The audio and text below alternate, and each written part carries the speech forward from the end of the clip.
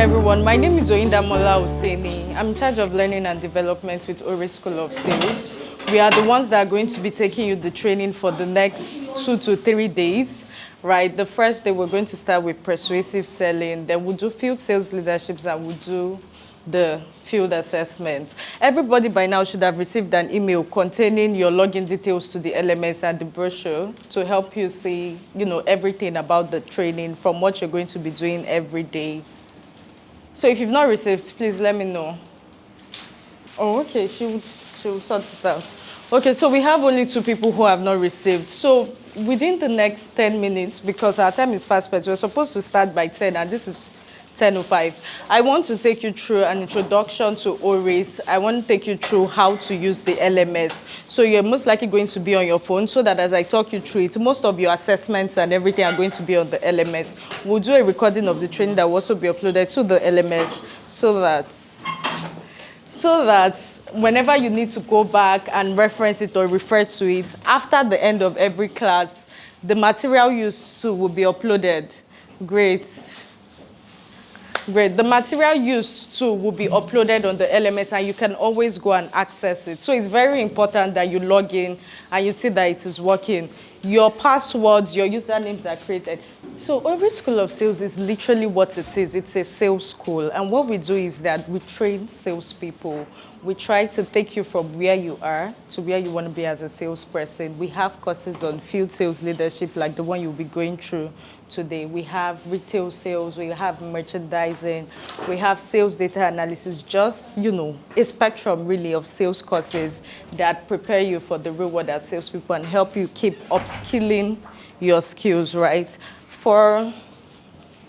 Again, like our banner says, we are building a missionary sales force for revenue growth in Africa. So we're preparing you really to hit that target, to be able to incubate AI into everything you do and all of that. Our sales, we have the corporate training aspect of our sales where your organization pays for you to take a series of training, and we have the individual one-on-one training where you can come and enroll in various courses and have access to those training.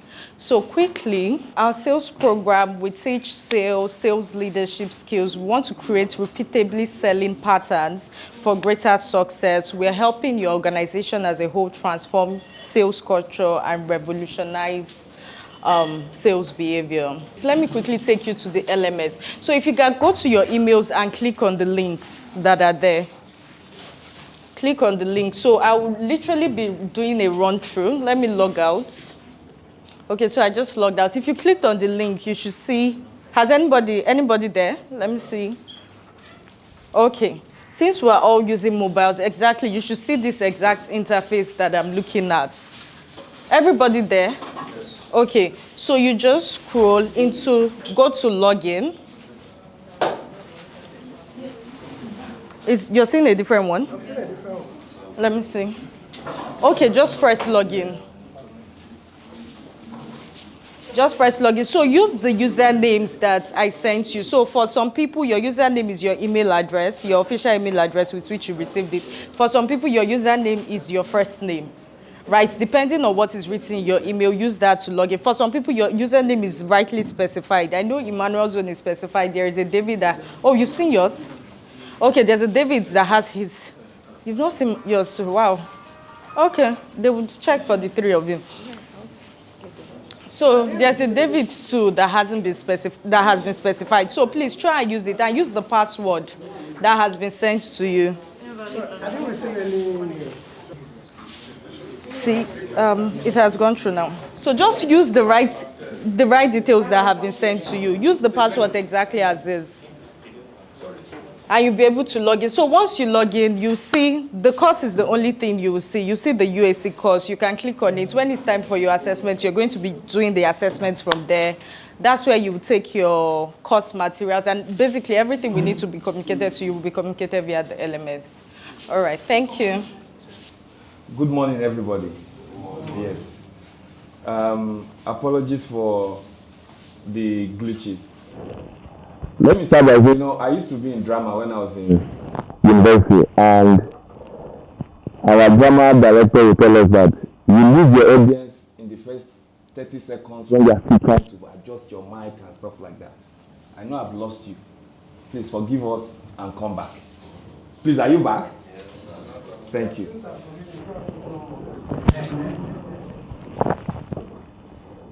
Okay. So first, I want to say Happy Workers' Day. You know, we salespeople, we don't know how to appreciate ourselves sometimes. We don't even like holidays. So please, maybe greet somebody next day and just say Happy Workers' Day. We appreciate you for the great work you are doing for the company, and we appreciate you for the great work you are doing for our economy. Yes, yes. So happy Workers' Day. We know that we salespeople don't really, especially with the managers, when we hear holidays, we are not very happy because that's -1 day from meeting your target. But yeah, today is public holiday, and I'm happy that we're able to be all in the same room. I usually start with something I call my sales story, but to me, time is fast spent, so I will introduce myself briefly. My name is Michael Adesanya. I'm CEO at OIS, and one of the things we do is the OIS School of Sales, where we're building an institution for salespeople. OIS University of Sales courses, right? OIS. So one of the things we're trying to do is to, and I wonder why, and I'm sure some of you sometimes will wonder why as well. There are an estimated 2 million salespeople in Nigeria. 2 million official. And then if you not count those of the salespeople that are helping us with our gala and traffic, it's even more. So if you have a huge population like that, then there will be, an institution that takes care of them. So many companies like yours will have organized trainings like this. Some even have it institutionalized within the organization. But OIS School of Sales is, built to support such education. So that's one of the things that I do. I also lecture at the University of Lagos, and I lecture engineering entrepreneurship. I started my career as a van sales rep, and of course, I've also been a field sales manager, a key account manager, did trade marketing, and went to Stanford for my MBA, and then came back, joined Junior as a commercial director. From Junior, I started my first company, Suppliers. It's actually a tech company to digitize retail. So most likely what Omnibiz does today. Some of you really work with Omnibiz. But I think Suppliers is now Obtainly, and I think they work with UAC. Today we kind of offer financing, inventory financing for wholesalers and retail salespeople. Then this is my second company that I have built. So from sales into entrepreneurship, and we're trying to organize ourselves for the roller coaster life. But that's me in a nutshell. But today, we want to talk about, it's a 3 days. So today is like the beginning, which is, we're going to talk about very practical, I would say, selling skill that I will believe that we all know. For most of us, it will be a refresher course, but most importantly, a practical course, right? Where we kind of get things done. From the way I'm seeing this place, I thought it was going to be like a bigger space. So, as we know, we salespeople, our trainings are not complete without role play. So there's going to be that. And then there's going to be, of course, a few assessments from what anyone has shared with us on the platform. So today we'll be looking at one of our retail selling skills. I think 2. Persuasive selling format, or persuasive selling, and then objection handling. Most likely we've done this before. Like I said, it's going to be a refresher where we learn together. My style of teaching is very business school-like. So there's going to be case study towards the end of the class, and we'll most likely just teach ourselves, and I will facilitate. Like it has been announced. I'm sure you told them I'm a facilitator. We're not teaching a lot. We're facilitating. So it's a time to actually brainstorm and put our heads together to teach one another. I mean, there are some few rules. I know we are salespeople. It's end of the month. You're trying to ship the last container to hit the target. Please, I understand that, but kindly just help me put your phone on silent, and you can excuse yourself if you have to. If that distributor or wholesaler needs your voice before he or she pays that final for that final truck, that's fine. That's why we are here. The most important thing. Good. I don't know if there's any question about house rules. I'm sure you've done that. The toilet is this way, and then we'll know the agenda. So we have the first now 30 minutes to go through an introduction before a tea break, and then after a tea break we have a 2 hour to just kind of go through everything. So this is what we want to cover today. Hopefully we're able to do that in the time allotted. Right. So we want to do persuasive selling. Under persuasive selling, we will look at product knowledge, features and benefits. We look at customer decision process before we look at the persuasive selling format. Then we'll go to the second retail selling skill, which is objection handling. Now, why do we learn this stuff? For managers like us, we do high-level selling. So we sell to top customers and stuff. But most importantly, most likely half of our time, we are selling through our salespeople.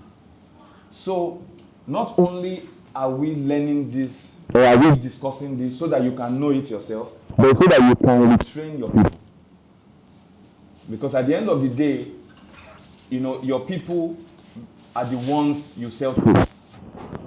So one of the things we're thinking about is how do we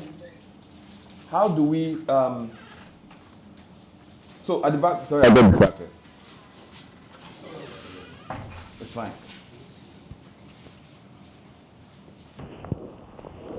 So what's the objective of the class today?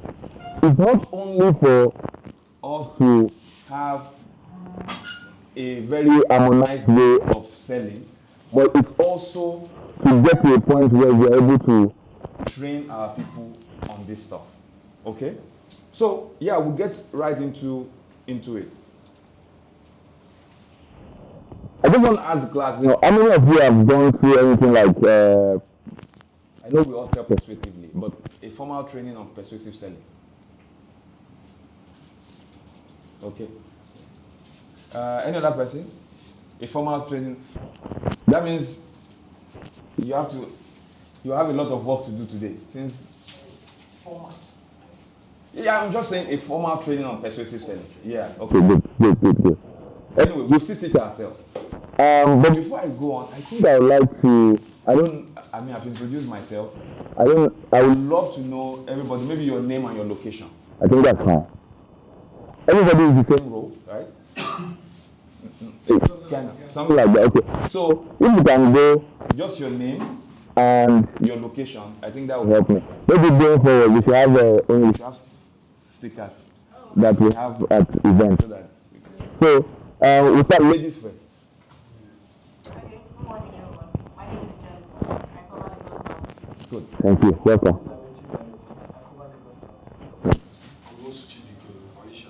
Nature. Okay.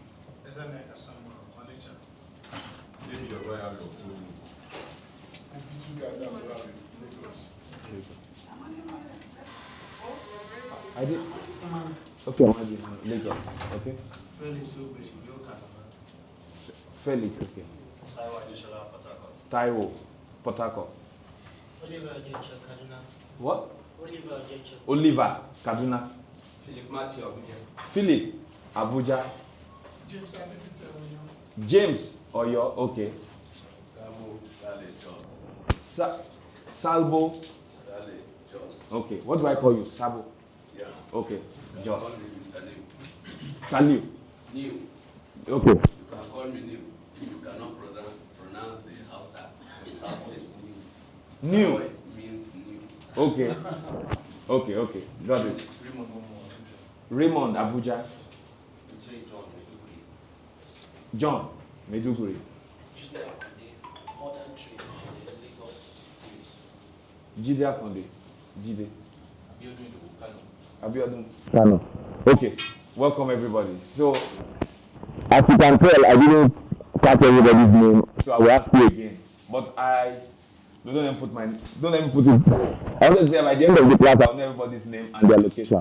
But as salespeople that you are, I'm sure you might test me after the class and I might fail it. So don't let me boast too much, but I'll try. So we're going to start with product knowledge.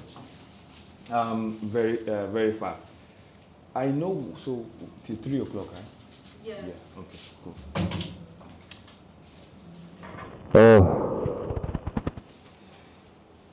Okay, so let me make a brief introduction about product knowledge. Before I teach on persuasive selling, there are some few things I like us to just, more like an introductory into persuasive selling. And one of it is understanding your product. I mean, sometimes it's almost like a no-brainer that why you go and sell a product that you don't know. But if you understand the level, if there is a threshold of knowledge of a particular product that you must have before you do sales, and you measure a lot of salespeople against that threshold, a lot of people will fail. That's just the truth. And that is very important. You can't sell what you don't know. A lot of people sell things they don't know today. Some of us might have seen on social media where some people were rewarded. One guy selling water in traffic.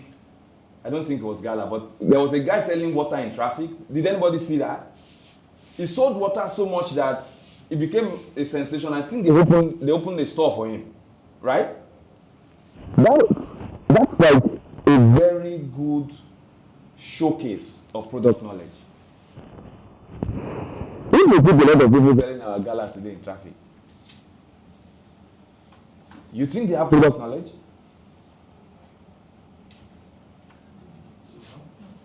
Maybe not. Maybe not. Yeah. Well, maybe not. Because, I mean, how would they know? Do you guys kind of train them? No. Definitely. Now, let's look to our own frontline salespeople. You think they have a good knowledge of the product? Yes. Yes. Because we actively educate them. Good. Now, there is a level of knowledge you need to have to be able to use it to sell. Right? Now, the question is, if we're looking at product knowledge, before you can come up with a good persuasive selling, you need to know the difference between different features and their corresponding benefits of any particular product. Many of us might have come across features and benefits before. These are simple things that we need to just kind of check the boxes, know how to use them, and then convert them into your persuasive sales. Who is able to probably just differentiate for us the difference between features and benefits of any product in line with product knowledge?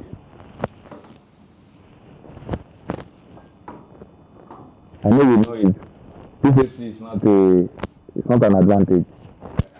Yeah, I didn't even get your name. Uwa. Yeah. Yes. Thank you, sir. Excellent.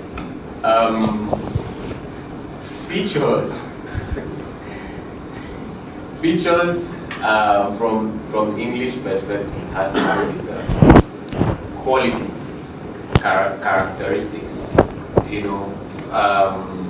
What would more likely make your product stand out from the other ones? What differentiates product A from product B could be features. For instance, if we look at Gala, we could say that Gala is more like cylindrical, and it's soft, when you touch it. Those could be termed as features. Now, when you drift to benefits, benefit has to do with the reason why you should even take it in the first place. The the importance. When you take gala, what does it do to your body system? Why do I need to take it? You know, if I take it, does it actually help? What importance does it actually, you know, do I actually get from? You know, that I can ascribe as benefits. So they are two different things. Thank you very much. Who agrees? Or who disagrees? Or who wants to add? Thank you, sir. I want to be more practical. Thank you. This is what features the blue small slide cap, the transparent bottle, well designed and spherical, the transparent nature of the water like you see, and then we talk about benefit. pH 7.2 can be taken by pregnant women without boiling, can also be taken by a day child without boiling. It's good to reduce blood pressure for age, good to reduce cancer for age, also good to bring down the body temperature for all of us, yes. That's all. He had actually sold water to you. Please, let's give people a very round of applause. You know, when I was in business school, they try as much as possible to make the class very diverse, so that when we are hearing contributions, it's from different perspectives. What we just experienced right now is an ideal business class, where we're saying the same thing but from different perspectives. So I'm very excited for this class already. So thank you so much. Thank you once again. I almost wanted to say, let me give you some dollars now, but you know, you are too big for that. You are too big for that. Yeah? Okay. So this is very important, and thank you for that. The reason we need to understand this is because we then now need to translate this into our selling. Just like we have heard from, I promise I will not ask the name again, last time. Felix, Iwa, if I ask again, don't answer me. Uyo, right? And Calabar. Yes. They always join those two places together. Why? They marry each other. Because anytime they say you should go and cover Uyo, you must add Calabar to it. And when you are going, they will not tell you. They'll just say you are going to Uyo. Then you get there and they say, no, just add this one to each other. Just add it. Good. Thank you, Felix. And features are like textbook definition. And we got the practical definition as well. But why is this very important? It's because when it comes to selling, features are great. And you might need to use it sometimes for objection handling. But you know, it doesn't really convince anyone to make a purchasing decision. And we'll get there when we're looking at how customers make their purchase decision. What actually makes somebody make a gift or take an action is this benefit. Look at what Felix said. In fact, where's my own water bag? Because I want the one Felix sold though. Let it be smart. Now, Felix was saying everything. I was hearing PH cover this on that one. I said, wow, fantastic. Then you mentioned one feature, although you started talking about it under benefit. I think it was about the pH, right? Yeah. Good. The pH is a feature. This water has pH, I don't know, 7, whatever it is. But like the right pH. Transparent, clear. Then he moved to a situation where he now started telling us about good for pregnant women. It's safe for pregnant women. For cancer, it helps with maybe cancer, maybe not treatment, but patients. This is the ideal for them. And a lot of when I'm not like, if I'm pregnant, of course, immediately I hear that. Thank you.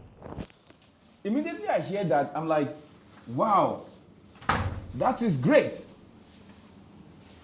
But now he also told me a couple of features from the beginning that didn't really move me. This one, the way this is, I call it nice names: cylindrical, cyclical, elliptical, paradoxical stuff, right? But when he mentioned the pH of the water, there was a corresponding value to gain from it. And I'm like, no, if I'm pregnant, I need to buy this water for my pregnant wife, even though she's not pregnant yet. Let me buy it down. These are the kind of features, benefit you give to, like the joke one of the comedians mentioned, to say,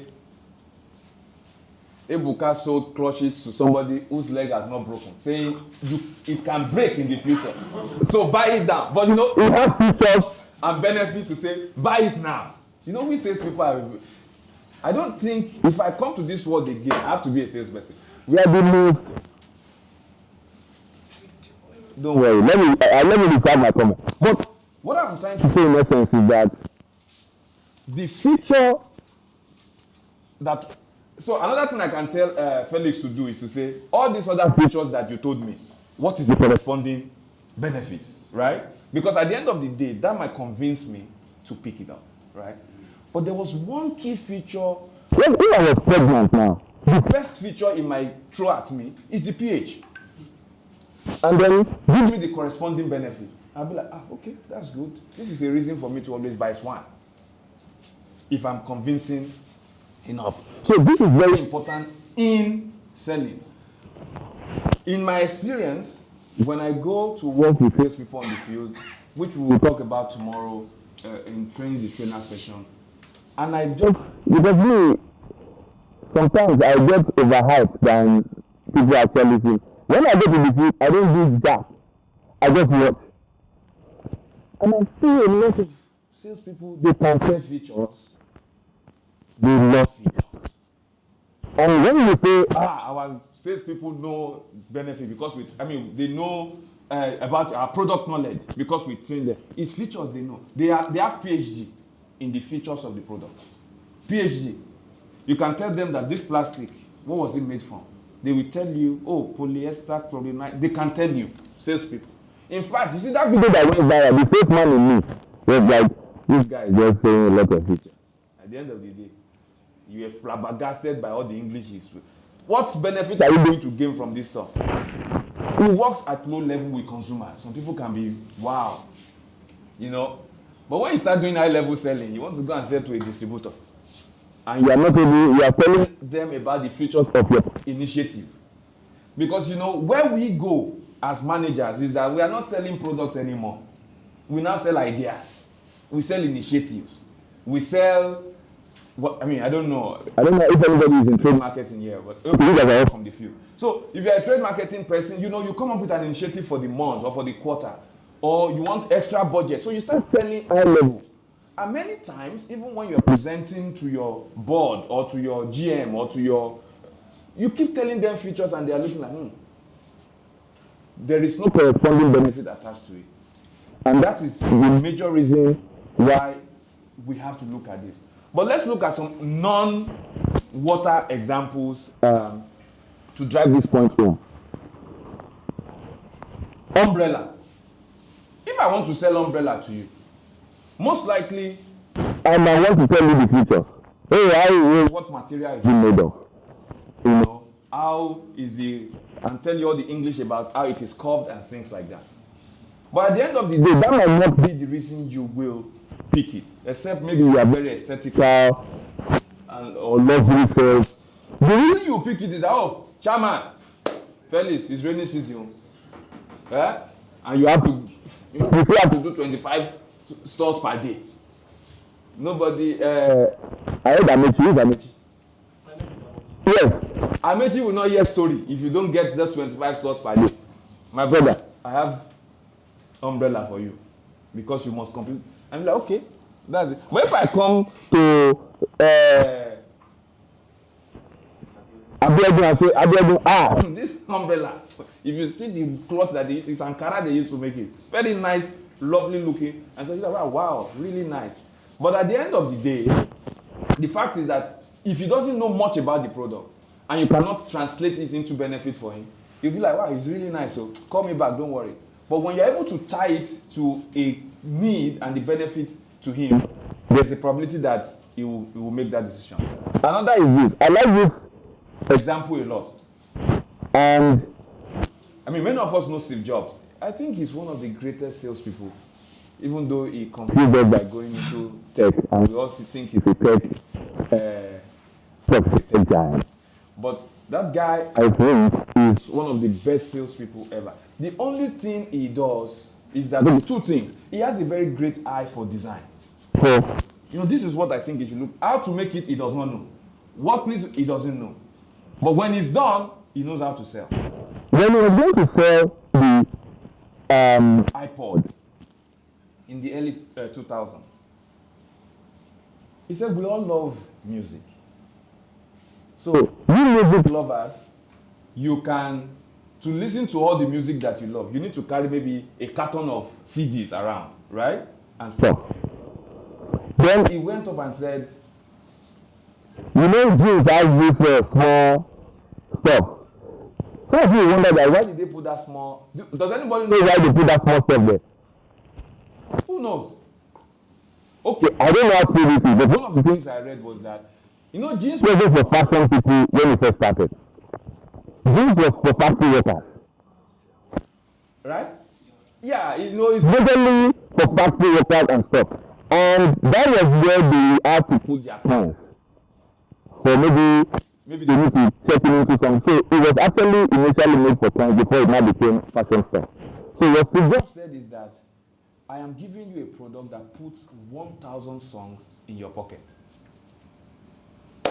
Today, they want to sell it has 3 gig, 4 gig, 5 gig. Those are features. But if you want to tell it to a music lover, you say, you see all those songs that you need, that you carry CDs around, you want to travel out of your bag because you love music. Don't worry. I can now put 1,000 songs in your pocket. A crazy music lover or DJ wants to see that product and wants to buy it. So that's an example of what Felix told us about the pH of water as well, as it translates into benefit for a pregnant woman. Okay? Capsule. It's easy to digest and stuff like that. Oh, this thing is very... Those are features. But tell somebody who has chronic headache that instead of chewing paracetamol, if you take this capsule, in 5 minutes, your headache is gone. Then that is the benefit to that. Now, these are simple examples. Fortunately or unfortunately, every day, you have to come up with this, every day. For almost, if you cover 25 stores per day, the number of features and benefits you have to convert might actually be 25. Or sometimes, even 50, 2 per store. So, as a salesperson, first, what I try to tell people, features and benefits is very simple. Like, I hope your dictionary has. But now, let's apply it. I prepare the mind of salespeople that, let me digress. We salespeople don't appreciate what we do. I've been building Oris for the past 2 years, and one of the things I'm trying to do with the product we build is to translate a salespeople's mind and a salesperson's head into a product, into a technology product. It's hard because what we do is crazy, absolutely crazy. Follow an ideal salesperson one day. Just record his or her conversation with their customer and in 10 stores. Transcribe it and try to make sense of it.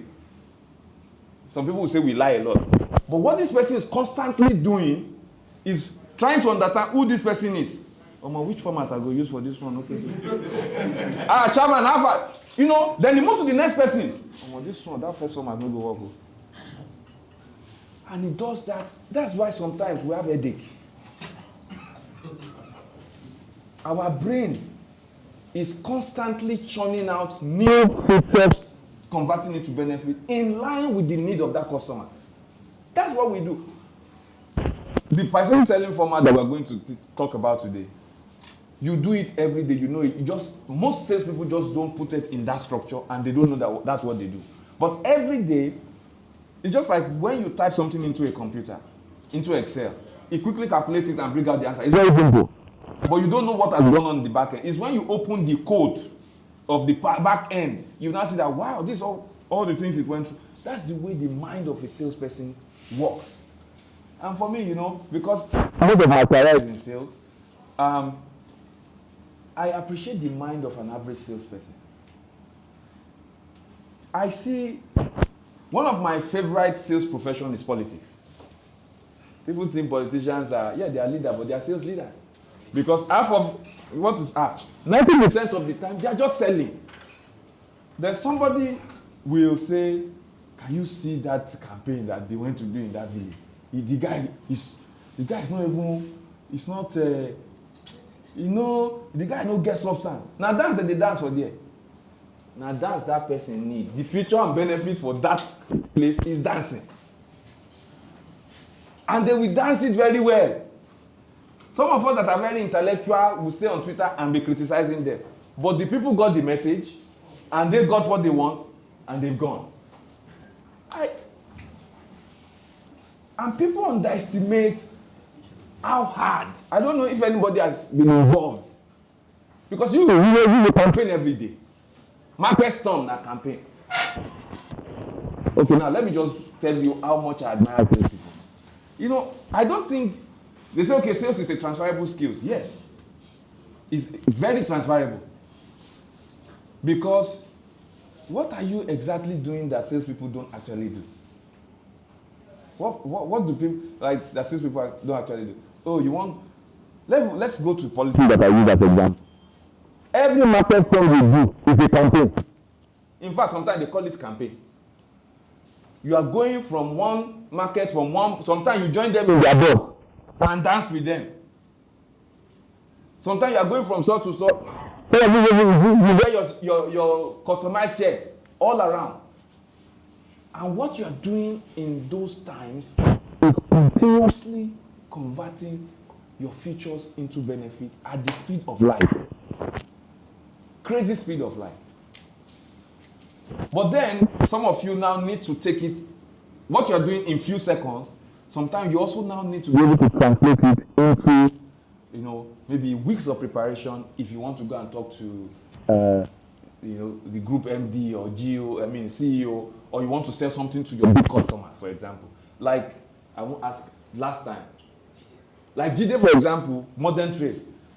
I don't like modern trade. When I have to do modern trade, God.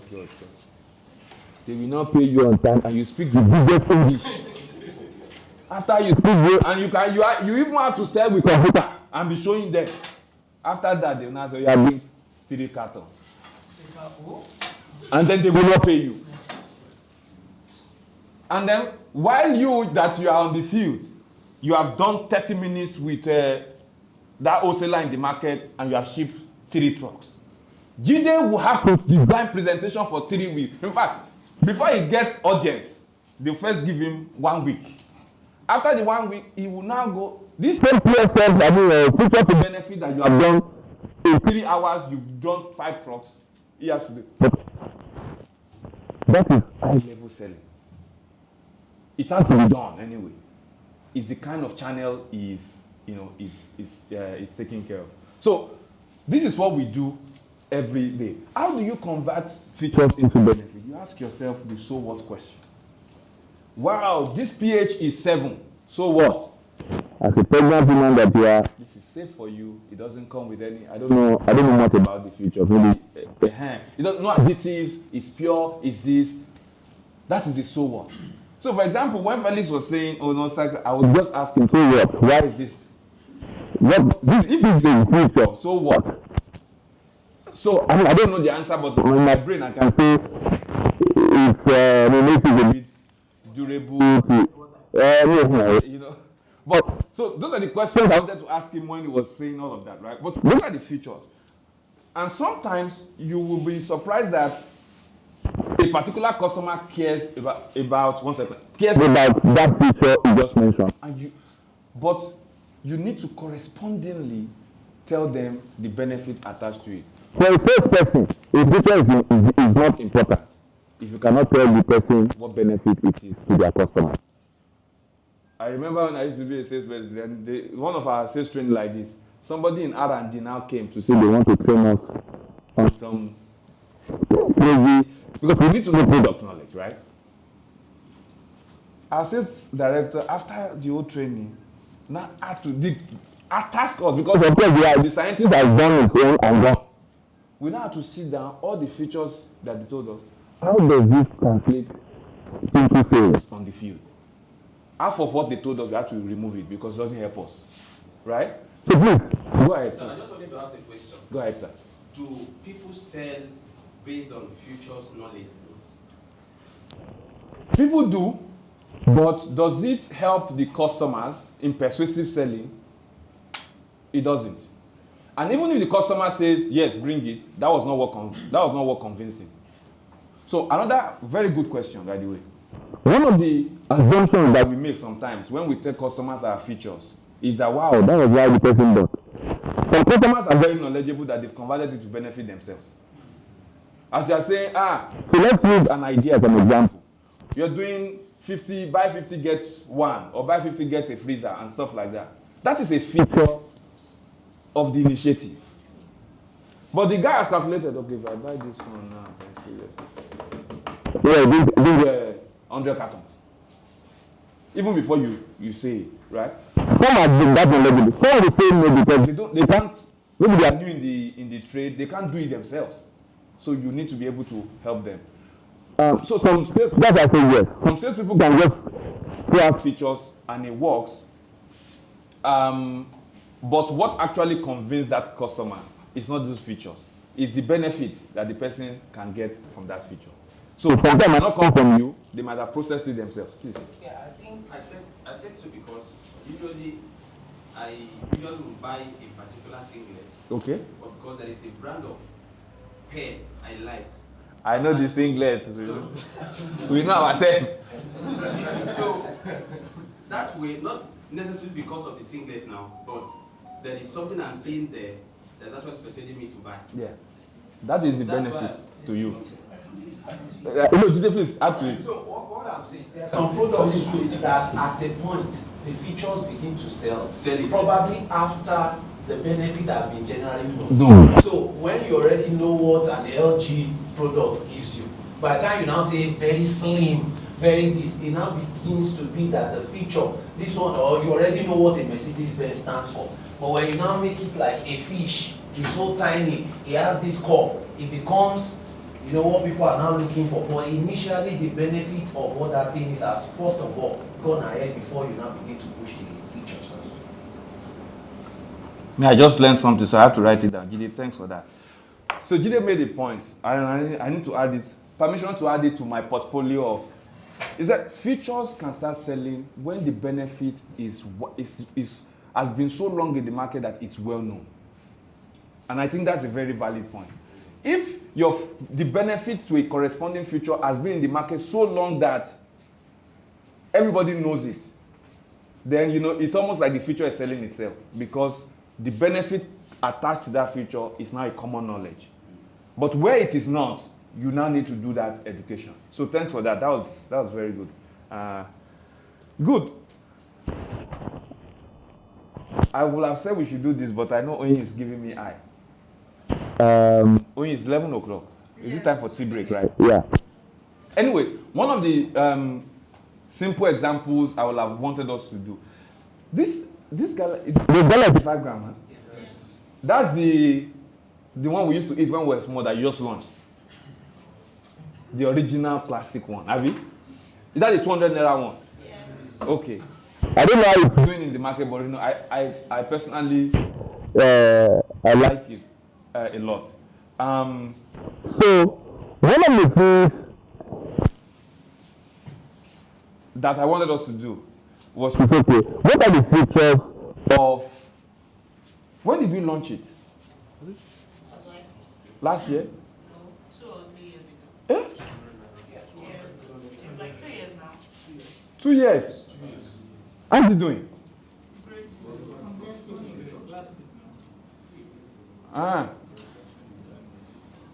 But I don't see it in traffic. Oh.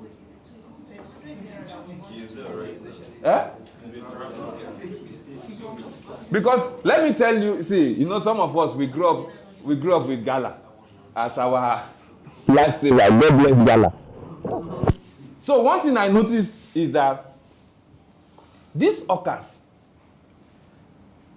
you know me as a salesman that I am, I asked one day, you know, get that 200 naira. He said, you know, they. But he was selling the no, the one that you have too, spicy. Yeah, he was pushing the spicy to me. That no, this one too, now the big one. Me that I know the product. I say no be this one. My driver fell for it the first time. I told him just buy it. He just bought the spicy. I said no. He get another one way big past this one. So he was pushing the spicy to me. I said no, I'm not. I don't want the spicy. That's fantastic. Spicy is not big. That was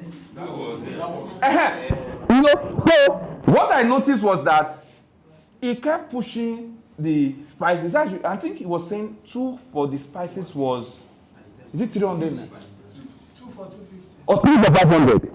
The classic I will go for 3 for 500. Okay. Supposed to sell it at 100 naira, but they said spicy was supposed to come to them. They are supposed to sell it for 100 naira. They were selling 2 for 250.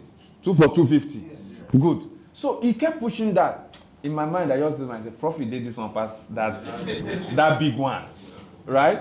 But so anyway, one of the things I wanted us to do, maybe so that we can get our tea break and stretch a bit, is to say, if we want to sell this gala 85 grams to an average hawker, what will be the future and benefit for? So the customer case study now is the average hawker.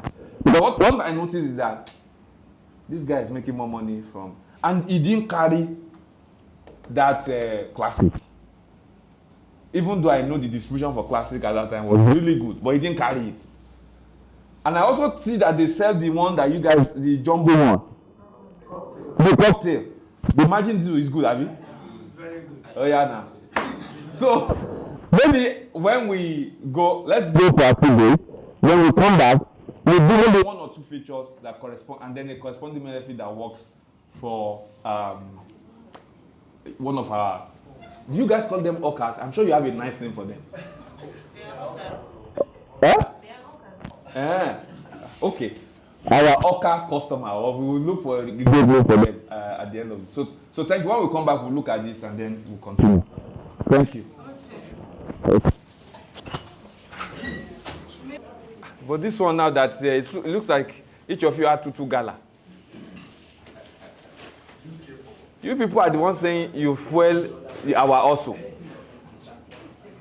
If you have 2 gala now, I hope you will not be fueling your eyes also. Gala keeps the eye awake. Eh? One of the benefits of eating gala keeps the eye. Okay, let's start with the features. What feature is that makes? Okay, since Amechi, since you started. So I was talking with your and he was talking that he gave us this assignment actually that we should look at 85 grams. But let's assume we're just launching. Let's rewind 2 years ago. We just launched, right? If you were going and then of course you guys are field leaders, and you are going to come up with the features and the corresponding benefits for your team, right? What will you list for gala? So let's assume we are launching tomorrow. It's not out yet. So what are the features and what will be the corresponding benefit? We can do the top 2 or top 3 so that we can move forward very fast. So Amechi, we won't start. Big size. So Bigger in size. So it's bigger in size. One second.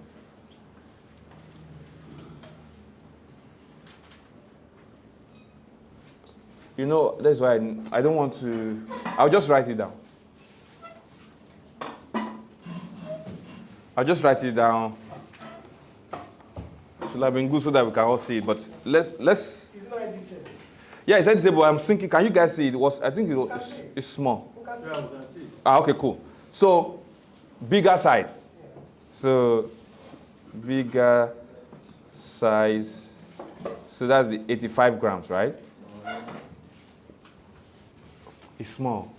Okay, what else? While I'm dealing with that, let's. Very soft. Okay. More beef inside. God.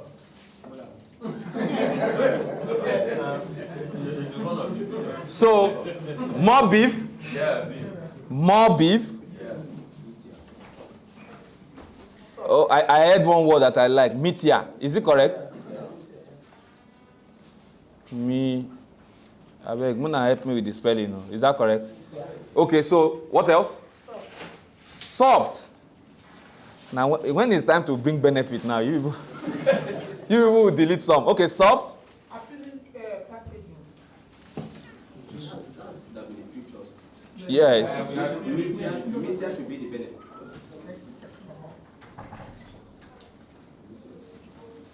Okay. I think, do we have one more or we should just stop at 4 is good, okay. No, we didn't put the taste there. Okay. With vitamins and minerals. Is that not a put on our line?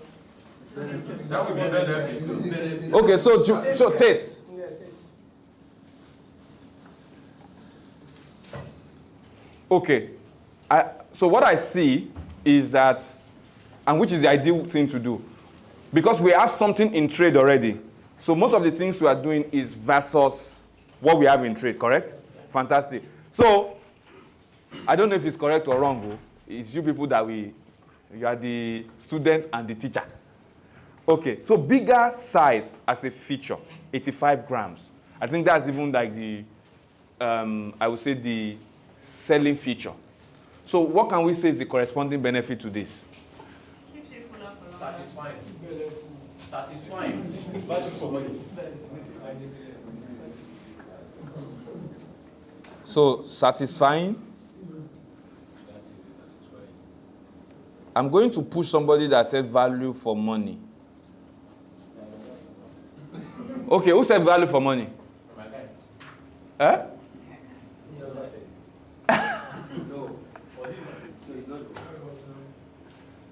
Okay.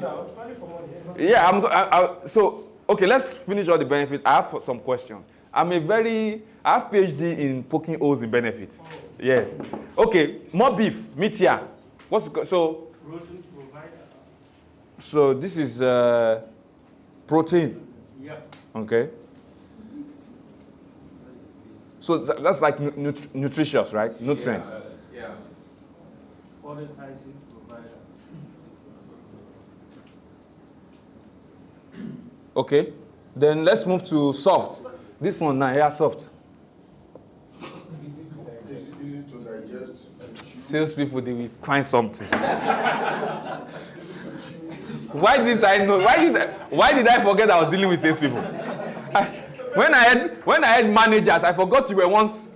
Okay, so easy to digest. Like one of our friends here doesn't have good. So you can easily chew it.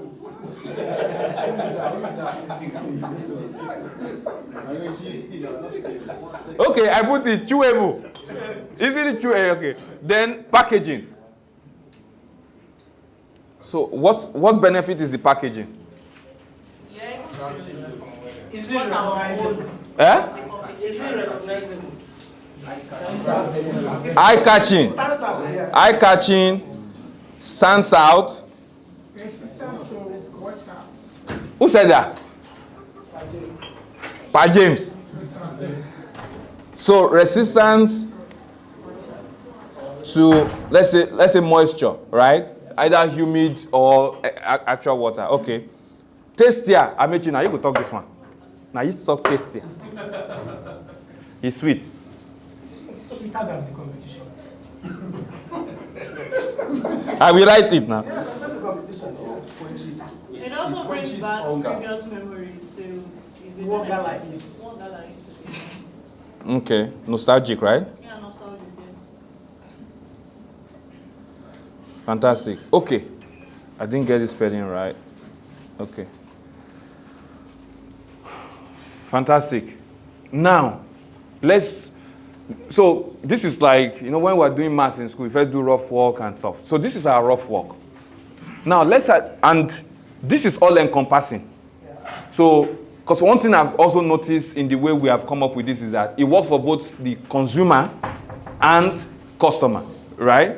That is called James. So, like, Prof. James. the reason why Oka buy that big size is because they make more money. So does the future have, can I write more profit? Yes, for more profits or margin. Okay. More money. More, so let's just use profit. So, or more margin, that's what you understand. So, but with this now, what we're saying is, where there are no hawkers, we won't be able to pull this. It's not just for... No, so this not this. That's why I'm saying it's all encompassing. So we'll now, what we can do next is to say, which, if you want to sell to hawkers now, which of these features and benefits do you want to use? If you, if you are leading Market Storm, for example, and your BAs are educating consumers, which one do you want to? You get what I'm saying? Because I don't know if any of you have done trade marketing role. Trade marketing? Okay. This is what trade marketing does. You know, ideally, trade marketers are those, you have to have done field work before you go into trade marketing. I remember when some people, when they try to put some people to do, yeah. I wanted to ask a question. Please go ahead. Where can we classify this beautiful idea? Say gala. Mm-hmm. A lot of people know that we came up with a name classic. Okay. We have gala. A lot of people know gala. Came up with the name spices. Okay. Same thing, gala came up with the name Kingsway. Where do we classify that in between features or benefits? Because that name, the trade name, gala, is there. But this other name that we came up with, the classic, draw a lot of attention. Come up with another name, spices, draw a lot of attention. Come up with another name, Kingsway, draw. Where do we classify them? Please go ahead. Gala is a brand name and a wine. And when you were the Kingsway spices, that differentiates it from the brand. And to classify all what you mentioned is the feature. That's the feature. I'm looking at it Yeah. as benefits. Yeah. So I like what you came up with. Look at it as benefits. Yeah. We're talking about spices. It has pepper inside. So a lot of people like pepper, like me. Mm-hmm. Maybe Pepper chicken. You use it in cleaning your beer and so, Fantastic. This is so I like where this is going, and I think you're right on point. So one of the things, and I'll please remind me in case I miss it. One of the things we've done now, we can get this thing to 10 or 20. So like what I was saying is that trade marketing, this is what you do when you have a new product launch. Now, every month or even every week, you as sales managers, you come up with new ideas of, oh, this is what we're going to do in our territory this month. This exercise is always good. What are the features of these your ideas? And what is the corresponding benefit to that idea? You can do this exercise with you. The reason we are doing this in class is so that anytime you have new initiative, new ideas, new stuff, you do this thing with your sales team. All of us will list it together, right? And when we come up with the corresponding benefits together. So that when we go out, that's what we used to go to sell, right? Now, this, like I said, is all encompassing. There's some part of it that even if you have your agencies that want to help you do your market storm and BA, you can look for one of these to design their concept sale for them, right? You can use this to, like, that's what you use to train them, okay? But now, let me now poke my holes. I don't know these products like you people. So features are the characteristics. So let's look at all the features that we have listed. The size is big. I think that's an obvious feature. In fact, that's what we use to sell it. It's even in the name, 85 grams. It's bigger. So it's meatier. It's a feature, right? I think I agree it's a feature. It's soft.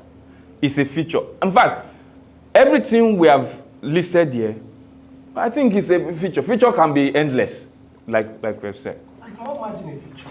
That's my real question too. Okay, so more margin is a benefit to. No, so what is? So, I think the future is competitive pricing. okay, so I agree.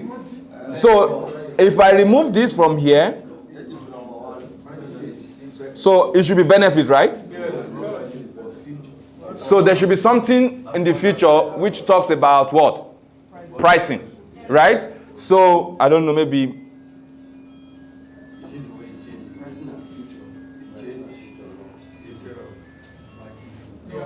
Okay, so we have maybe new pricing. Let me just say new pricing or whatever it is. Let's leave it as pricing as a feature. Then the name classic, it can be a feature. Spicy, it can be a feature. Because what it's talking about is the ingredient or the, yeah, it's a feature. And somebody talked about, we talk about nostalgic somewhere. Yeah, so the classic feature idea can bring a nostalgic benefit. Because for some of us, the nostalgia is I won't call it a direct, tangible benefit. It's not tangible. It's emotional. Right? It's an emotional benefit. Wow, reminds me of, for example, when I saw class, I deliberately bought it for my children so that I can go and tell them story at home. That, wow, this was what we were eating. So it can actually be a benefit. But what this exercise is helping us do is to see that, is to answer the so what question. So features are very easy. In fact, I saw some of you just took gala and you started listing it out. The work for us, like I said, that we salespeople do, like speed of light, is if I meet somebody now, if I meet Dangote and I have to sell gala 85 grams to him, what feature will I quickly, so your head will run through all of this. Then you want to pick one. If I was to sell to him, most likely I will pick a classic feature. At some point in his life, he had gala, right? I might want to say, okay, what is corresponding? Alaji, have you ever eaten gala? I say, yes, that was long ago. That same one that you ate, we've launched it again. Would you like to see it? Most likely you say yes. So, because every other is meatier, is tastier, might not work for him. But nostalgia, no matter how big you are in this country, I'm not sure you escaped it. That's if you like Panadol or like if you like malaria medicine. This gala, it's like fancy, that everybody wants. So that's why when Felix, right? Yeah, you're talking about where does that fall? It's a feature. So we can also write spicy and put the corresponding benefit to it, right? But now let's go to the benefit. So the one, I think everything. This is very consumer-centric. Let's assume we want to sell to our hawkers now. Which is, I think, that's what Prof. Pa James, that's what you're trying to do. What do we use? Which of the features and benefits do we use to sell to an average hawker? The pricing. Okay. So, we want to go to him and say, okay, this one, I don't know, case count. Yeah. For each of these cartons, you are going to be selling for each of them at 200 naira, which at the end of the day, you will make 1,400 naira per each carton. Versus whatever you bought it. So what were they making from competition? They were selling or other SKU, they were making 600 naira per carton. But for this 85 grams, in each of the carton, you will make as much as 1,400 naira. I wonder why they are not pushing spicy to us. Is spicy more profitable?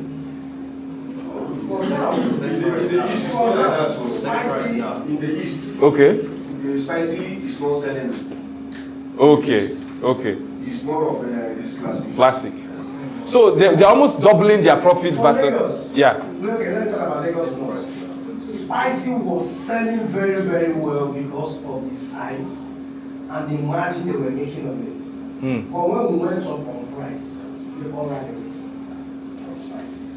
Currently, spice is no longer selling. Okay. With the graph from the initial like 90 grams, with the graph and increase in price. So the hawkers now looked at what they were supposed to be making before as they reduced. So they now switched to other SKUs that are making more money. Fantastic. Very good. Thank you for saying that. So there's one other one I wanted to just. I also value for money. Who can explain how this is a benefit and to who? Okay, consumers. This should be to consumer. I Okay. actually mentioned it. All right. Like somebody like me, if I'm buying a product, I want to get value for my money. Okay. Take for instance, this big size 85 gram. You buy at 200.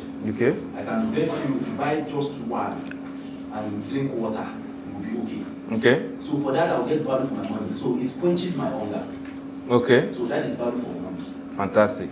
Another way you can look at it is the 100 naira is 40 grams. Even if I'm buying two, it's not as it's not times 2 or 200 naira because 200 naira is 85 grams. And I think this happens to majority of products out there now.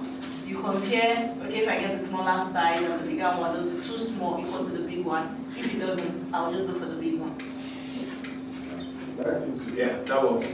So the big one gets more gram, right? Yes. 85% gram. Okay, so very good. Yeah, so this is good. So one of the things I was trying to drive at is, so if this was a trade marketing team meeting, I would have pushed you further to put what you have just described into like a very tight sentence. But I think, Jade, you were almost there to say, because one of the things that we look out for when you do pricing comparison, and that's where we're going next, in a customer purchase decision, is to say, what is your grammage per naira? So for every 1 naira, how many grams am I getting if I buy 85 versus if I buy 40? So for example, if you do 85 divided by 200, that would be like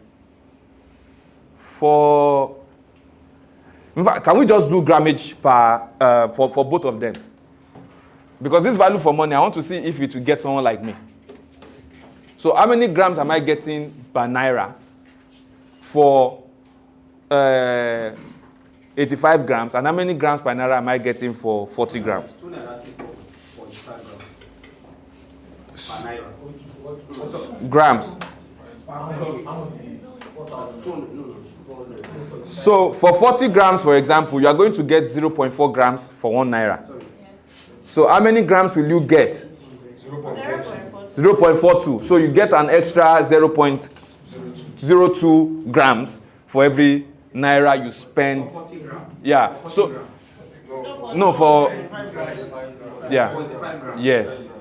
So the reason I picture it that way is because to the consumer, value is how much more gram. You know, did I get more? So we can say, man, if you take one, you drink water, and you are good. Very good. But a way to drive home such benefit is to say, by grammage, how much does this cost you? You can also do it the other way. I think, I forgot your name. Philip, I think what you were doing is just the other way around, is to say, how much am I buying 1 gram if I buy this? So that's what you're trying to do, which also makes sense. Is that if I buy 85 grams, how much am I paying per gram? Versus 2 naira. Versus if I buy 40 grams, how much am I paying per gram? So we need to, this is just one example that I just tried to push. What I'm trying to say is the process of feature and benefit. This is where I want us to get to when it comes to product knowledge. It's just, I know, is at the end of the day, how do you translate this into a persuasive selling? How do you translate it into a benefit that makes sense to your target customer, right? And any of these ones could work. So classic, for example, is an emotional sell, right? To maybe, definitely not to Gen Zs, millennials and above, right? It's an emotional sell, works. We just described, I think Amechi took us through the one for margin, right? The one for value for money. For example, this is a good concept sell for our brand ambassadors that are selling in maybe modern trade, for example. So they come there, they tell them, oh no, this is more. then you do the math for them. Am I sure that I'm getting more value for money? I don't know if there's any other question, but this is just a simple exercise. And this can also happen for any idea you have for your market. It can be coverage, it can be distribution, it can be promotions, whatever. You need to always go through the exercise of what are the features of this idea, or what are the features of this concept, and what is the so what. So if this is this, so what? If it's classy, so what? It brings back childhood memories, right? So if the pricing is this amount, so what? You get more. You are making 2x versus what you make today. If you have, that's the so what. Oh, it's bigger size, 85 grams. So what? More value for money. You're getting more grammage for every naira. Or you're buying a gram for a lower amount. Okay? So, I hope we're good to go, right? Sure. Yes. Yeah, that's very, very good. You people are... In fact, I've been teaching this stuff. I know they get riches. I always stop at 4 or 5. But now you've helped me to increase my... I know if I allow you, you reach 10. Very good. Okay. So, I want us to go, before we go to PSF, time. When I'm teaching this, sales training is not like any other training, because sales training, everybody in the room is teaching for sales training, except you are coming for the first time to sell. But if you have sold before, these concepts are like very much there. So sometimes you look at your slide and say, I'll finish this in 2 hours. But you have, how many of us are here? How many of us? 20. But when you have 20 teachers teaching, it will take more time. So if you have not taught us today, you still teach us. So I've heard some people have taught us, some have not. So we will all mark register. Okay, so the second thing I want us to also go through, which is, we're still laying foundations, by the way, is the purchase decision of an average customer. So we've used Dangote as an example in the first one. We use our OCAs. Our OCAs are our key target today. So let's look at the customer purchase decision. If a customer wants to buy something, make a decision, either your wholesaler, OCA, what are the stages that they go through? So let me throw it to the class. You guys can remember the last time you bought a phone. So a phone. How did you go through that process before you finally picked and paid for the phone? What did you do first? Who wants to share? Me. Oh. Okay. I remember the last time I bought a phone. I think one of the things I first decided was what was going to be my budget range. Okay. So the first thing, your budget. Okay. And it was what was the least amount I was willing to spend and what was the highest amount I was willing to spend. Fantastic. Then I now went to look at all the phones that fell within that range. Okay. Let's say, let's start with maybe an Infinix, a Techno, an iPhone, or Samsung, or a Google Pixel. So then so all those phones have different cadres. Mm-hmm. So I now look for the ones within my budget. Maybe it's an iPhone 12, a Google Pixel 4X, just anyone that's within the budget. Okay. Then I started comparing their features. Some of the features, does it have 128 gig? Does it have 64 gig? Does it have 8 gig RAM, 8 gig ROM? Then I think one of the things that I also considered was, the lifespan of the phone. Mm-hmm. Was it going to last me, maybe say I depreciate it, or just something like that. I think that was my buying process.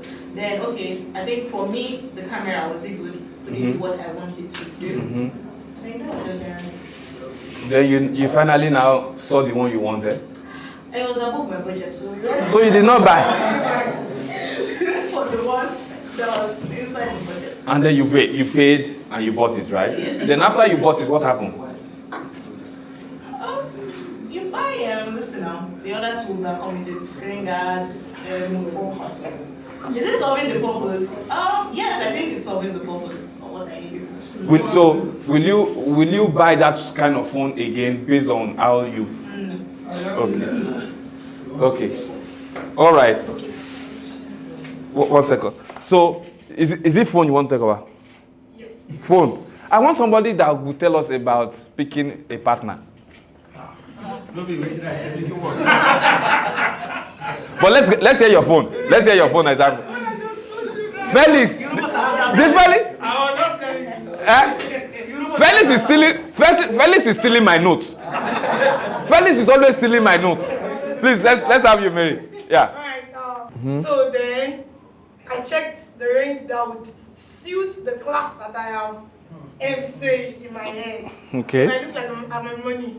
Okay, this was what I wanted, and this is what I wanted, and this is what I have. Then, funny enough, what I have was enough to fit into one part of that class, and here we go. Thank you. Did you buy it? Yes. Fantastic.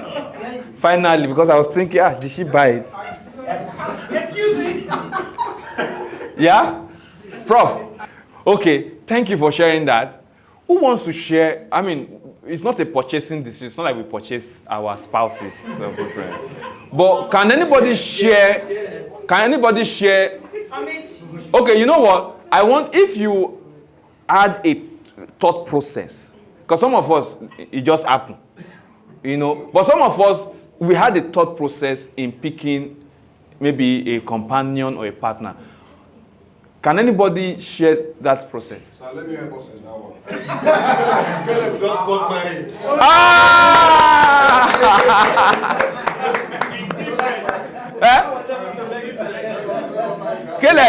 Caleb, they said, Caleb, you know what has happened is that a lot of people, it's not like they cannot share, but they've forgotten. You are, people like Amechi now, is, you know, but you, he says it's fresh.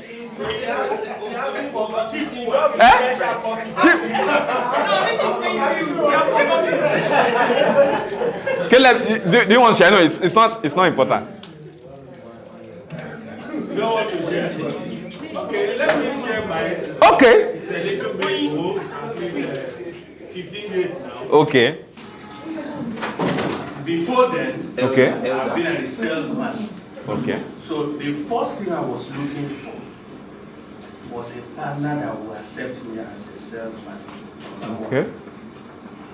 Because as a salesman, other characteristics are there. You come back late, you talk to a lot of people, you carry man and woman together. So first it was to look for who actually accepts me as a salesman so that I can meet my target. That is one. Yes, because if you don't have a partner that accepts you as a salesman, you won't meet target.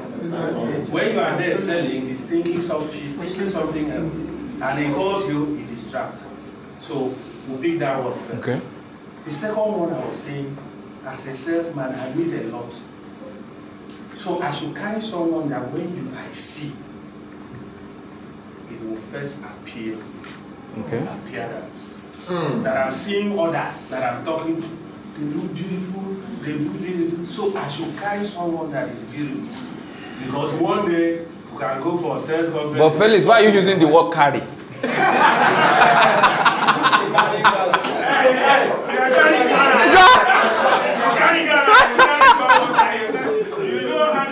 Okay, this guy.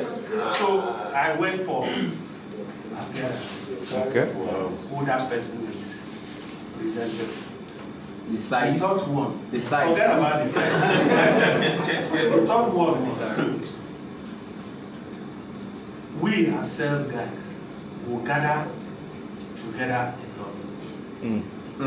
Maybe in occasion, Amechi wants to do occasion, we'll buy salesmen. Amechi. And you dare not even go with a partner who cannot flow. Among salespeople. Educational aspect of it comes in. Is it a social type? Because some can be educated, but they still find it difficult to get to society. Is it someone that only stick to the book? So I went for someone that will not stick on the book. He know if you want to talk about president, he knows the number of presidents that are in the country. You want to talk about politics, he can flow. Just like you mentioned, which most of us don't know that every salesman is a politician. That one I know. Every salesman is a politician. Number one, so after that one, now came and look at size. Like the size. Gala's size? Oh, okay. Because as a salesman, you must carry a size that is intimidating. You yourself must be intimidating. No, I'm not saying your wife is big. I'm talking about intimidating size of a salesman. So I decided to do not the extra large.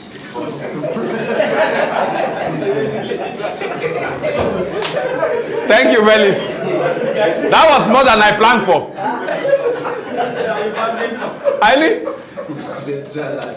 I should have known that this encounter will be different. So I think Felix read anatomy. Yeah, because the way the description, I think this is what I want you to do for me. At the end, I don't know how we'll do it, but I want to know the cumulative sales experience in this room. I think it should be more than a century, most likely, maybe 3. Yeah, it's very important because again, one study I'm doing is that the cumulative experience within a training cycle also affect. It's directly proportional to the outcome because there's a lot of great examples. Thanks for sharing that. That's very good. But one thing, there's something that is very common in all the 3. Either you're buying a phone or you're picking a partner. There's a decision-making process for every purchase. And one of the things that we're going to do, what we will open up in this course is how fast a lot of processes happen in things that we do every day. And the reason we want to open it up is so that when we know it and we know the steps, and we meet our customers or anybody or something, along that step, we know what button to press. What we've said now, so for Felix, for example, maybe in that decision-making process, it might have taken years. So, okay, let me look for this kind of person, that kind of person, there's a criteria. For Jade, for example, it might be maybe 1 week. There are some of us that even make some spontaneous purchase decision by the aisle, right? But we still go through a lot of processes. Some, we have done some part of the process days before. Check, for example, you want to pay at ShopRite, then you see battery. You didn't plan to buy it, but you might have done all those decisions before, and then what you do at that moment is the purchasing decision. So there is a process to, and one of the things retail has done, which I've, the people in the West, they've done a lot of study that's such that some of the things that we are now seeing are as a result of studies that they've done. That's why you see that, okay, when you want to merchandise some things, put it at the aisle, put it at the payment point, because maybe they are like, they are impulse buys. It's not something you, so they know the customer decision process and know where to. So for example, we need to know, so that we know how to sell Gala to either a consumer. We know which of the processes we need to put Gala, or we need to put a particular feature or a particular benefit to click with the customer. Because at the end of the day, we salespeople, we are playing with the psyche of every customer. And you want to meet them. There are some people that if you want them to ship container, if you be say you go, that kind of selling is at night, maybe 9 p.m. or 10. Some people will tell you that, why are you not selling during the night? That's why when I'm hiring salespeople, I'm not saying this is just for me. You can cut it away from. I don't hire 9 to 5 people in sales. Some sales you have to close it at 10, 11, and to what Felix said, you need to have a partner that understands that some sales need to be closed at some odd times, because in the customer purchase decision, that is where you can hit the button that will convert into sales. So we need to understand this as salespeople. Now, Yeah, please. Just to add to that. Thank you. Setting our processes and whatever decisions we want to take, we need to attach a timeline to it. Example, like Felix was saying earlier,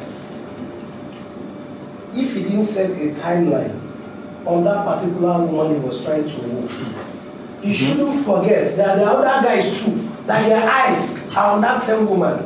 Are you saying about competition? You must be quick in taking decision. Example, I'm not trying to alleyway all managers.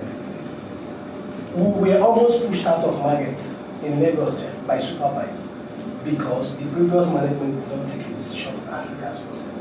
Even though we knew the problem we had, decision taking, the timing was very.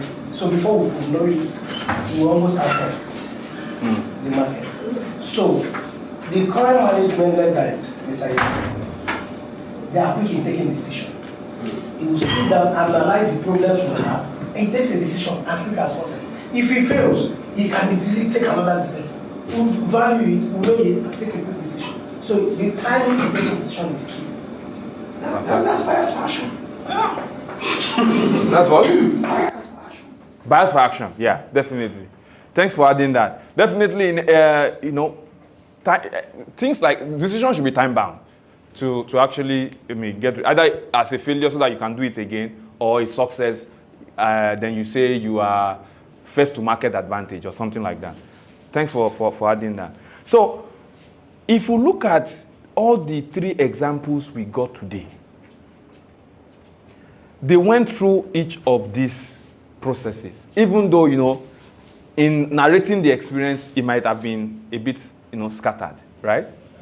But the first thing for the phone people, for example, is a recognition of need. For Mary, she was like, oh, I need to feel I need to just feel good with myself. So there's a need for her to feel somehow.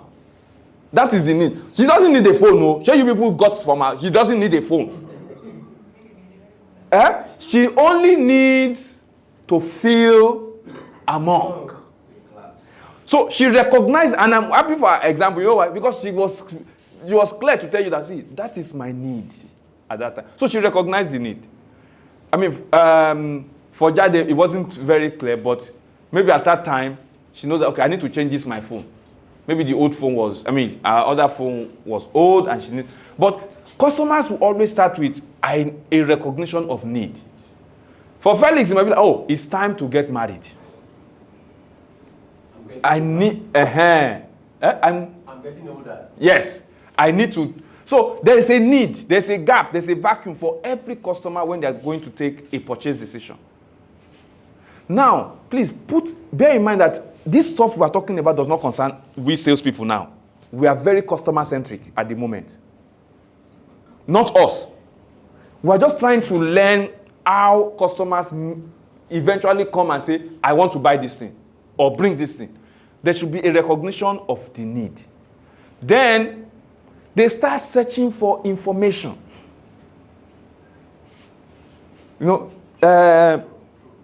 Jade told us about, you now look at phone ranges. Which phone get this one? The different features. They start looking for information. When they get a lot of information, they now evaluate all this information. Oh, this one has this price versus this price. For example, Jade said, okay, iPhone, all the features, checked boxes, fantastic. When it got to price, she ran. Then she'll go to the next one. So you now evaluate all the alternatives that you have. And then you now make that purchase decision. After the purchase decision, there's always a subconscious post-purchase evaluation that happens. Even though sometimes customers will not tell you. Like I told Jade now, will you buy that phone again? She said no. She didn't know she made that decision, but as I asked her, and she has done it, this phone, I don't buy them again. Some people might have bought Gala today, I don't buy them again. We don't know what happened in the process. But they have a post-purchase evaluation. And some of them can say, wow, that Gala, this new classic. Now the only thing I want to chop is that someone like me. I don't think I've eaten any other one. If I don't see classic, it's fine. I will wait till I can see it. Because my post-purchase evaluation is if I'm going to eat gala, it has to be a classic. So, and this happens to all level of our customers. Oka, Osila, whatever it is. Okay? I don't think I want to spend too much time going through this process. I just wanted us to glance through it so that we can go through the... But do we have any question around customer purchase decision process? Yeah. Something is just going through my head. Yes. Like, if it were me, number 1 can come to number 3 for me. Okay. Okay. Yes. Then what will you put on number 1? Number 1 would be information search for me. Okay. This is my reason. Like, I am not a phone freak. So I use phone like 5-6 years until maybe the phone is no longer working. But before then, I must have gone through information search. I must have gone through evaluation of alternatives. So I must have known what phone I'm going to buy next. So that's what I'm saying. For me, number 3 and number 1 can be number 3 for me. Who agrees? Who wants to? Yes. I still feel academically number 1 was still number 1. You know, there was a need. You only delayed For 6 years. for 6 years to take your decision. That's my. You wouldn't have been a need. No, you were still coping with your phone. If it has stopped working, you would have while the phones are still working, had done number 2 and number 3. So it's just a matter of whenever I want to change my phone. And this is what I will go for. It's still a need that when this need comes, let me do the information and evaluation before the need will come. Sir, in the case where it's an impulse purchase, so where is the need recognized? It's still a need. Okay. It's an impulse purchase. Okay. So how do you classify that? So before we answer that question, let's hear. If he's talking about number 3. Coming to number 1. Coming to number 1. Even before the production, you must recognize what the customers, the people want. That is why number 1 is very important.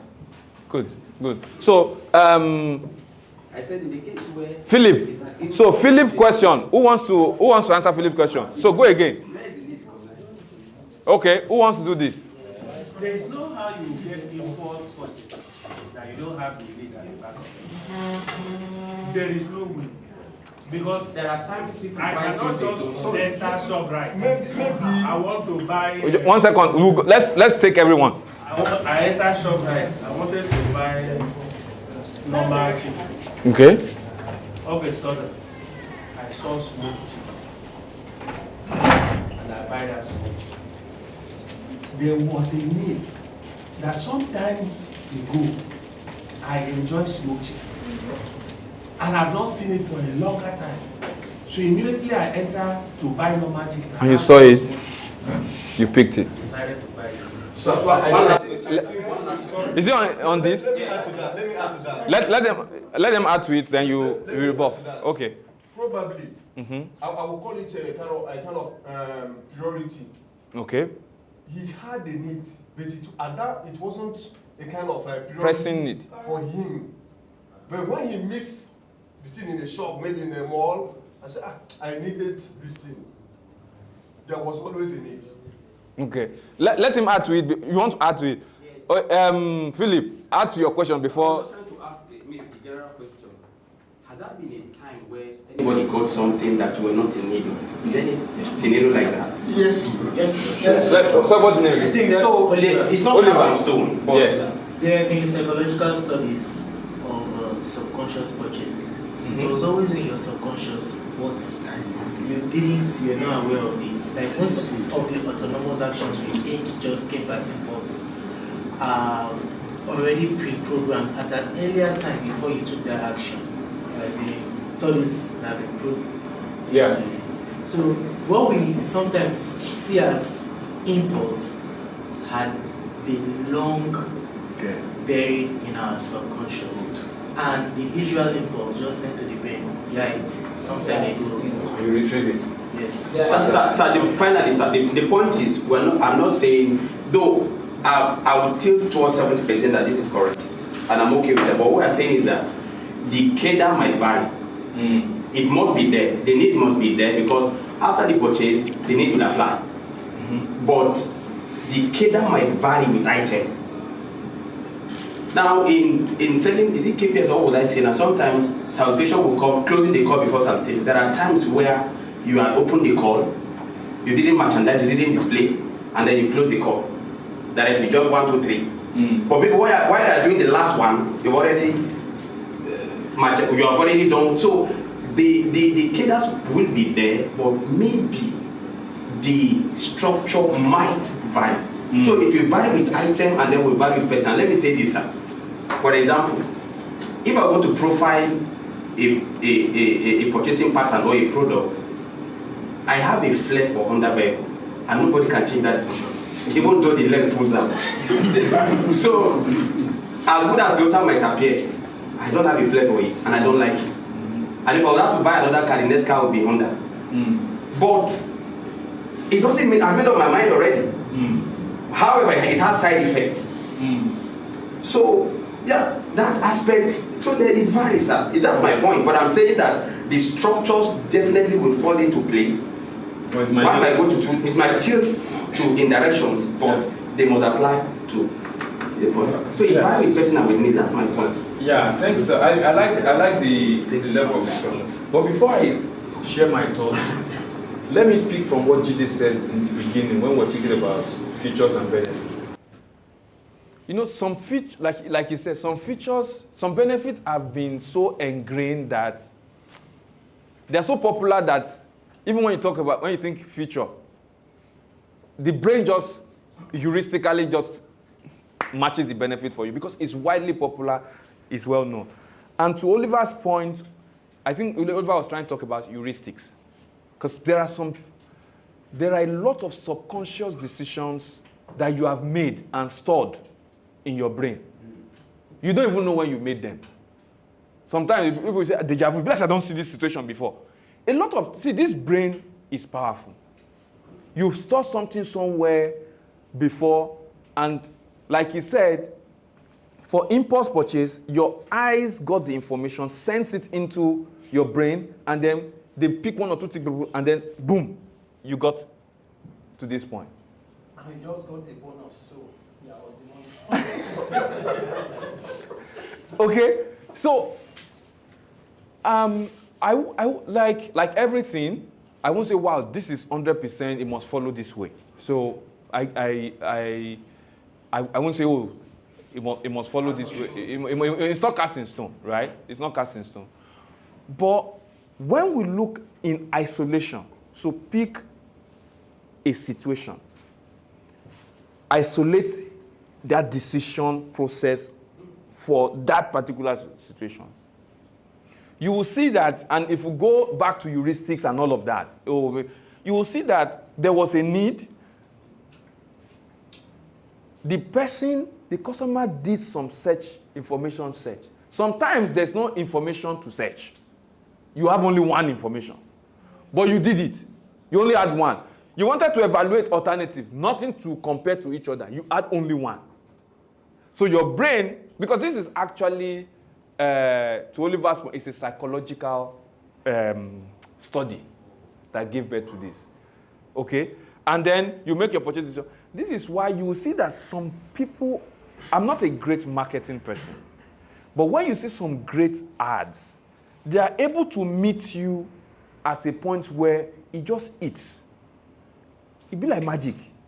I don't know how they do it, but these are people that have studied very deep how customers behave in making a decision.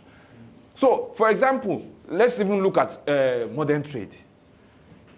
There's a way merchandising works in such a way. You see some merchandising, you'll be like, why did they do it like this? Why should I merchandise at eye level? Of course, it's because of how, to Oliver's point, how the eyes sometimes works to go and, because it's not at that time you start bringing paper and biro to say, let me compare. There's other things that they do. ShopRite used to do it before. I think they've stopped. But if you go maybe for some of us that have shopped abroad in retail stores abroad, you will see on shelf talker, they will put the price tiny. This mask that we just did for 85 grams versus this thing, they will put it there. You are getting this thing per. You are getting, this is costing you 2.36 naira per gram. They will put it there. Why? Because they understand that this happens even in store. When I used to be, I used to be in P&G, and when we used to sell Pampers then, there's this stuff that this stupid calculation that we used to do that makes me sick. Diaper per naira. How much is, each diaper costing per naira? Like, how much is... Anyway, we used to compare that versus even P&G had the whole market then. So we're even competing against each other. You are doing this SKU versus this SKU versus this SKU so that you can sell it. So this is a lot of things happen here. And for some of us that will do like maybe trade marketing stuff in the future, this is where you are waking up and closing here. You are taking a particular customer set, trying to see how they make the decision. Because if you want to reinforce any key benefit, you need to look at, okay, what is that customer doing at this point? What are they comparing? Some are not comparing price. Some are comparing how they feel. Some are comparing other things. So you need to be able for the quality. So for a particular customer size, that's the reason this is very important, right? To say, let us understand the customer decision behavior. It might go this way, but if I'm designing because at the end of the day, we are just laying foundation to sell. But if I'm designing my concept sale, if I'm going to sell to this person, where will I meet the person? Ideally, we sales people, we do everything. From finance to marketing, we do everything. Ideally, marketing should take care of the first three. When somebody recognizes the need and they are searching for information, marketing efforts should bring them either as ads on TV, on radio, or billboard, or blogs they are reading on social media. You have influencers saying things about this. Marketing should be able to do all of this. But sometimes we sales people are the ones that will still do our thing ourselves, depending on the customer that we're talking to. But when it now comes to customer purchase decision, even post-purchase, maybe if you have after sales or customer support, they take care of this. This is where we fall in. But for most of us in this part of the world, you agree with me that you do everything. Like you have to almost educate your customer yourself and what have you. So that is the way I think. I agree it might move from one place to the other, maybe 5% of the time, but most times it always falls into this. Jide, I thought you wanted to add something. I was even saying, apart from your personal need, even some of these 3 steps may not be you. There are instances it's not because a need has been in your mind. I've bought things because somebody didn't want to beg directly. And he brought granite after church service. I don't need granite, but I appreciate that I wasn't just begging. And I took it on the basis of somebody who eat it. So there are instances like that. It's not even because granite have been in my mind. But this person is saying I have 3 kids, buy my granite. So the need there may not be the granite, it's the need to help another person. Fantastic. But your need is to feel good. Yeah. But So it may not be the product. exactly. I mean, this is why I like talking to salespeople. That is very apt, right? Is to say, because sometimes when we look at this customization process, we focus, again, 90% of the time, it might be the product that we want to buy. But sometimes the customer needs might not actually be any feature of the product. Yeah, it's still your need, but it's not attached to the product. To your point, Oliver, is maybe a feel good. It's appealing to some other part of your, because I've never thought of that example, Jide, for example, what you shared, which is good. I've never thought of it. Because sometimes you buy something not because, I know they chop this thing, but there's a need for me to appreciate this person for their effort, right? And you might quickly search in your head that, which other way can I help this person, right? Okay, I can give them money, I can buy this to support their stuff, and then you make that decision. So it's always, like that. But the key takeaway from this session is to understand that no matter the class of customers that you are dealing with, always recognize that they go through this process so that you can use it in your selling. Okay?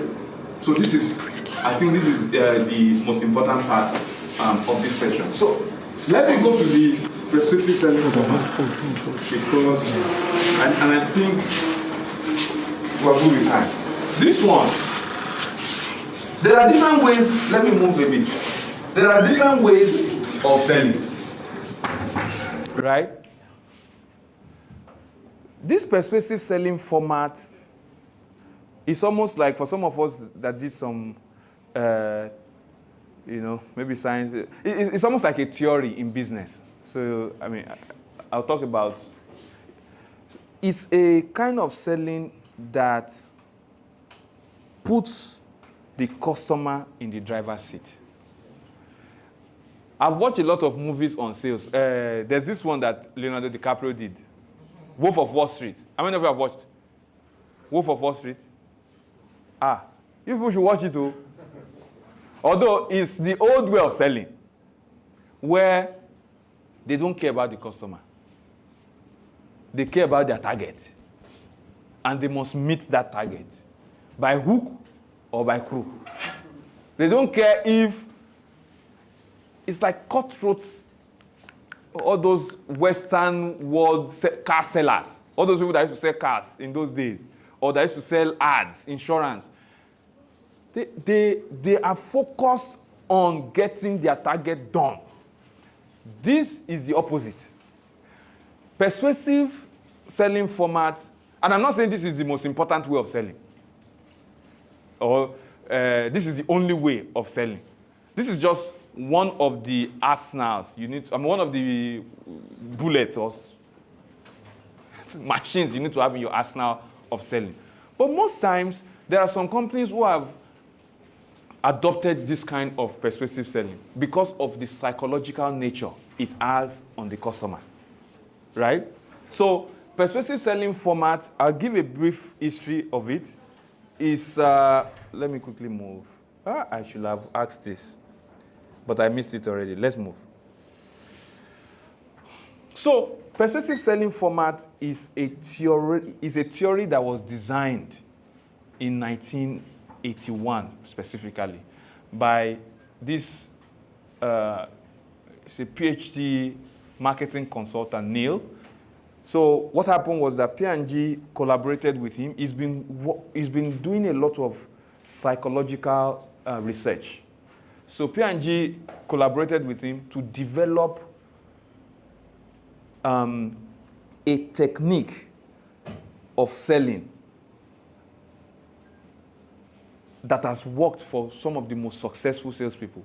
So this is like a long research work of following successful salespeople, studying what worked for them, and building it into a model that can be reapplied. So I like starting with this just to show, it's not my research work. I didn't do it. I don't own it. I think it's a lot of investment from credit to P&G, who funded, and then Neil, who did the research work, and his team. And then they came up with a persuasive selling format. A format that is very customer-centric, focuses on the benefit to the customer. This was why we started with features and benefit. It's not like you cannot sell with features. In fact, I think Jide even put it very succinctly to say, some benefits are so much out there that by the time you just mention the feature, your brain picks the benefit itself.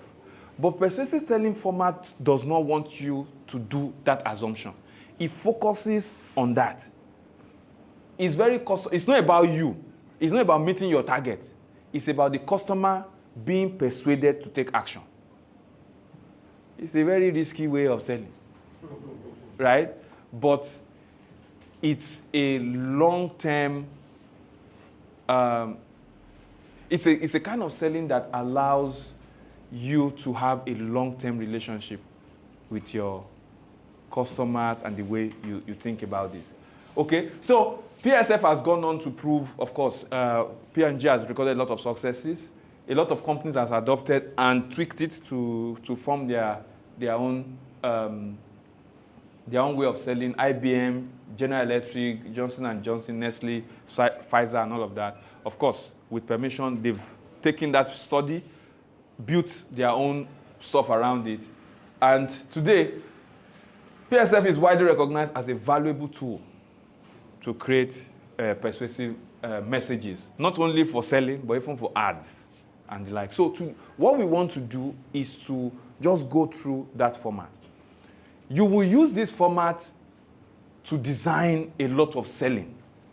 Because at the end of the day, what we are learning here is theoretical. There's a case study at the end that we'll work on. Hopefully there's time, or we'll review it tomorrow.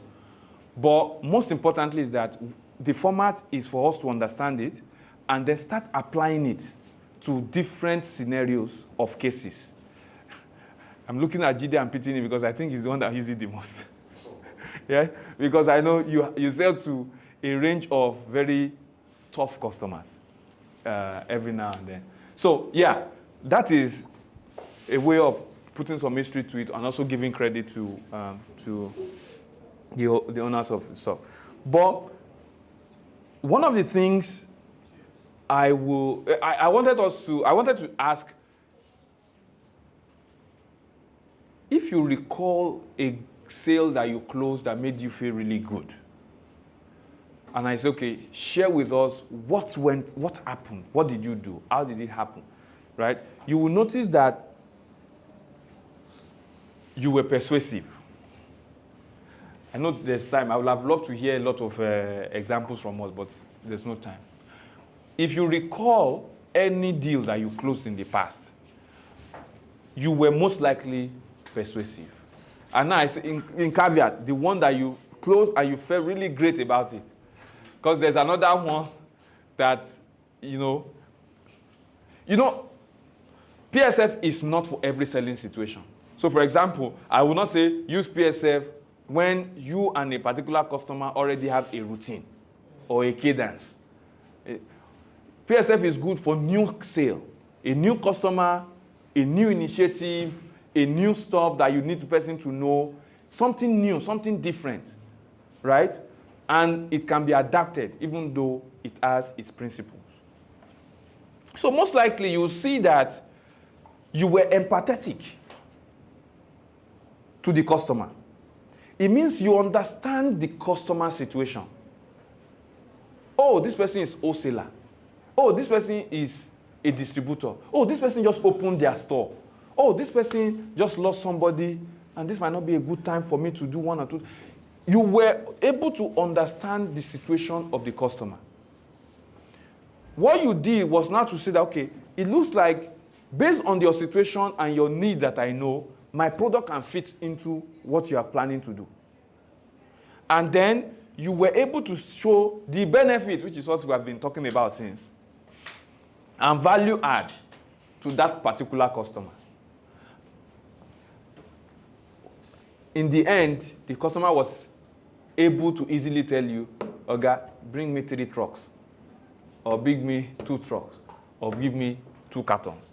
That's how persuasive format works. Now, these are the steps of persuasive selling format, and we'll go through it one after the other. We'll do a case study, and that's the most interesting part of it. After that, we'll do objection handling, which is also a part of it stuff. Now, there are 5 steps of persuasive selling format, and by the way, this will be available, right, at some point. So there are 5 steps of persuasive selling, and we'll look at it. So the first is summary of the situation. You try to empathize, be in the customer's situation, try to understand what the customer is going through. You will need to quickly check if the buyer is interested. Is there an interest here? Is there a way for collaboration here? Sometimes there is none. Because sometimes, people feel like if you get to a particular store, you must sell. No, you don't have to. At that time. Because you've not been able, from your gauging, the customer might not be interested. If the customer is interested, you state your idea. If he's not interested, you try, maybe with another visit to try to see if the situation of that customer can give you the opportunity to state your idea. You explain how that idea works, you reinforce your key benefit, and you suggest an easy next step. This is exactly the format for persuasive selling. Now, I want to go into, by the way, how many of us have gone through this before? Like, persuasive selling. There are different types of selling, but I'm talking about this persuasive one. Okay, cool. So like I said, persuasive selling is very customer-centric. The core of the person that you are focused on is not your target. It's not even your company. It's the customer. Very customer-centric. So, summary of the situation helps you understand the customer situation. You stating the idea shows that your product fits the need. That idea or that product you want to sell must fit the need of the customer that you recognize here. Explaining how that need, how your product or your solution fits into that need, then you remind the person of the benefit. And then you make it easy for the person to say yes. But first, before you start even your steps of a call, the first thing you need to do is to have your own call objective. What do you want to get with this particular customer? So you have to align that. It's like planning and preparation in steps of a call. Okay, I'm going to this wholesaler today, or I'm going to this hawker today to convince this hawker to start carrying 85 grams. And I want to sell 10 cartons of 85 grams to this person. That's, your call objective must be very specific. Now, caveat. One of the biggest issues we have is that most salespeople just skip this step. It's very hard to skip this step if you are doing modern trade anyway, because of the way it's structured.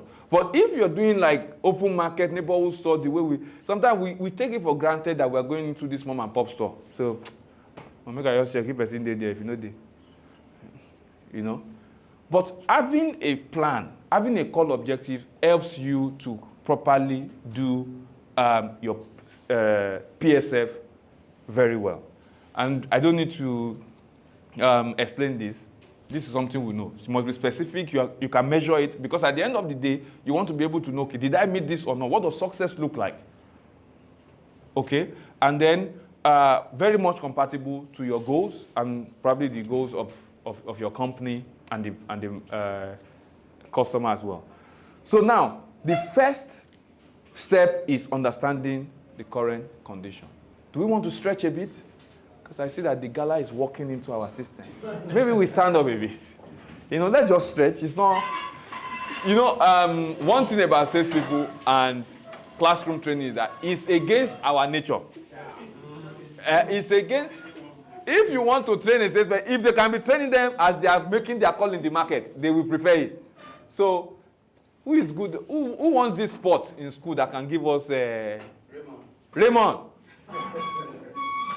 Oh yeah, Raymond, help us now. Where's Raymond? Mine is different. Raymond is not. I didn't know you are the Raymond. Raymond, just give us small one that we can.